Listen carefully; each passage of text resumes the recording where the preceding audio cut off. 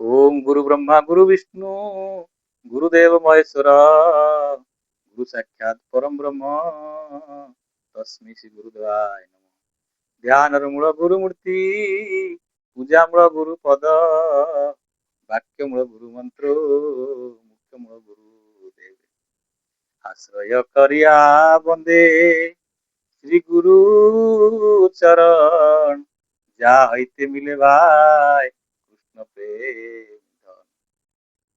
गुरु चरण भक्ति करवा आम प्रथम कर्तव्य। महापुरुषों चरण रे आमे भक्ति करवा आमर प्रथम कर्तव्य। आज सेमती गोटे महापुरुष थिले गुरु थिले आज तांको विषय रे सम्यक सूचना आपण मानक दउछि। ठाकुर निगमानंद उच्चकोटी साधु थिले तेणु तांको भक्त माने सबुबले तांकर गुणगान करुथिले भी तांकर मुख्यतः नाम गुरुंकर जय ध्वनि करिवा। जय गुरु जय गुरु जय गुरु जय जय जय गुरु जय गुरु जय गुरु जय जय जय गुरु जय गुरु जय गुरु जय जय श्री गुरु जय गुरु जय जय।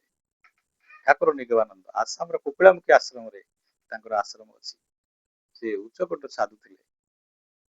से एमितिया गुरु थिले निर्विकल्प समाधि से फेरी आउ बंगलार बामाखेपा को से गुरु करथिले। तीनोटी गुरु से करथिले तांत्रिक गुरु प्रेमिक गुरु जोगी गुरु आउ शेषरे बहुत साधु सन्तक अनुसरण आसिचंती। आउ बड़ कथा हला से निर्विकल्प समाधि फेरी। निर्विकल्प समाधि फेरिया सहज कथा नुह। भक्त मान को से गोटे कथा कहती तुम्हें माने तीन जन्म रे मु तुमको मुक्ति देवी स्पष्ट कही जे कि गुरु को आम मनुष्य बोली भाविबा नहीं। मनुष्य केबे गुरु होई पारंती आउ भगवान को भितरे आम गुरु को सब देखा। ठाकुर से कहते ठाकुर समस्त कहते जे कि मो भितर भगवान को सब देखा चेष्टा कर। ठाकुर निगमानंद बहुत उच्चकोटर जोगी गुरु थिले आउ उच्चकोटर प्रेमिक गुरु थिले आउ उच्चकोटर तांत्रिक गुरु थिले।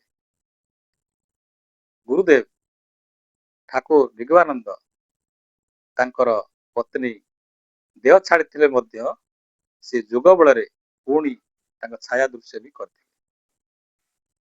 आउ ठाकुर निगमानंद पाखक जो माने भक्त जाइछंती तांकर मनर कथा से आगे कही दियंती। आ मार्ग दर्शकर गोटे विशेष थिला कि शंकराचार्य मत को ग्रहण करथिले आउ चैतन्य धारा को अनुकरण करथिले।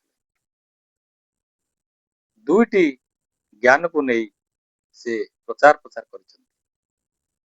ठाकुरंकर मुखनिश्र बाणी बहुत उच्चकोटर थिला। हरिनाम को से भल पाउथिले ज्ञान मार्ग को से भल पाउथिले भगवत गीता को भल पाउथिले आउ सर्वत्र ईश्वर दर्शन करने को समस्त कहते। आउ गुरु को निष्ठार सह पूजा कले भगवान को आशीर्वाद मिले बोली समस्त कहते। आपण माने एबे जाई आसाम रो कुपिलामुखी आश्रम जाई आपण आश्रम को दर्शन करि परिबे आउ पुस्तक विषय आहुरी जानी परिबे। आज महापुरुष सूक्ष्म आउ छोट क्षुद्र भाव परिचय देली। निताय गुरु हरिबो निताय गुरु हरिबो निताय।